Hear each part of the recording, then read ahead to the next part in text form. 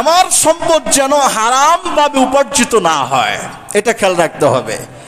হারাম ভাবে উপার্জিত সম্পদ দ্বারা লালিত পালিত পরিবার একদিন ধ্বংস হয়ে যাবে, বিধ্বস্ত হয়ে যাবে।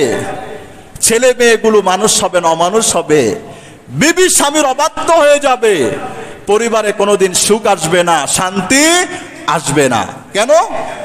আল্লাহ তাআলাই তো ঘোষণা করলেন, হারামের মধ্যে আমি কোনো বরকত দেই না, হালালের মধ্যে আমি কি দেই? বরকত দেই।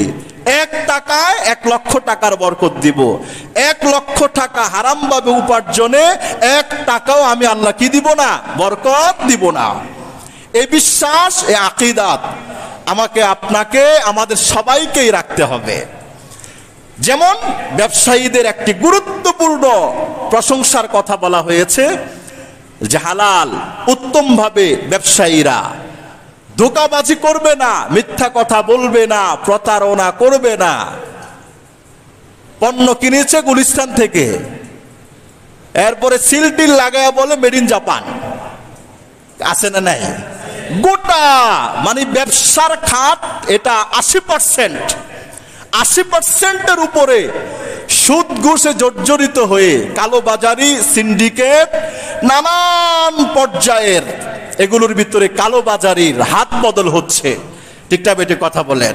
কি হবে ভাই? একদিন তো মরতেই হবে। হাজার হাজার কোটি টাকা কামাইলাম, 14 গোষ্ঠী আবার আসলে পৃথিবীতে খেয়ে শেষ করে যেতে পারবে না। আমি যে কামাইলাম হারাম ভাবে, এই পেট এত হাজার কোটি টাকা খাওয়ার জন্য তো মোটামুটি 1-2 লাখ হায়াত নিয়ে আসতে হইব, 1-2 লাখ বছর। ঠিক না বেটি কথা বলেন? 50-60 বছরের জিন্দেগি পার করার জন্য অবৈধভাবে 1000 টাকার পাহাড় করার কোনো কি নাই, দরকারে নাই। রাসূলুল্লাহ সাল্লাল্লাহু আলাইহি সাল্লাম যে জামা পরেছেন পিছনে তালি ছিল। ওমর খলিফাতুল মুসলিমিন 60 লক্ষ বর্গ মাইল এরিয়ার শাসক, প্রধানমন্ত্রী ছিলেন ওমর। তার জামার মধ্যে 11টা তালি ছিল। ওমর 11টা তালি ছিল। 60 লক্ষ বর্গ মাইল এরিয়ার কি ছিলেন? একচ্ছত্র মহানায়ক, প্রেসিডেন্ট, প্রধানমন্ত্রী ছিলেন। জামার মধ্যে তালি ছিল। যে ওমর বলেছেন যে ফুরাতের ওই পারে যদি একটা কুকুরও যদি না খেয়ে মারা যায়, আমার ভয় হয় আল্লাহ যদি আমাকে জিজ্ঞাসা করেন যে তোর শাসনে একটা কুকুর খাদ্যের অভাবে মারা গেল কেমন? 10 বছরের শাসনকাল হযরত ওমর রাদিয়াল্লাহু তাআলা আনহুর কেমন ছিল বলেন? কেমন ছিল? কত উন্নত ছিল?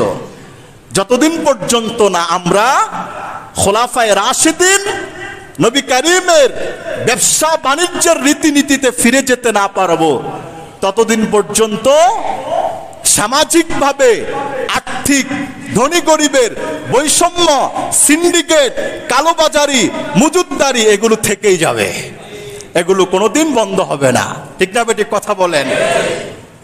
আর যদি ব্যবসা বাণিজ্যের মূল ফাউন্ডেশন হয় সুদ ঘুষ নির্ভরশীল, তাহলে তো ওই যে যার আছে তো আঙ্গুল ফুলে কলা গাছ, যার নাই তো বেটায় আস্তে আস্তে কিসমিসির মতো চিমতে চিমতে কবর জগতের বাসিন্দা। ঠিক না বেটি কথা বলেন?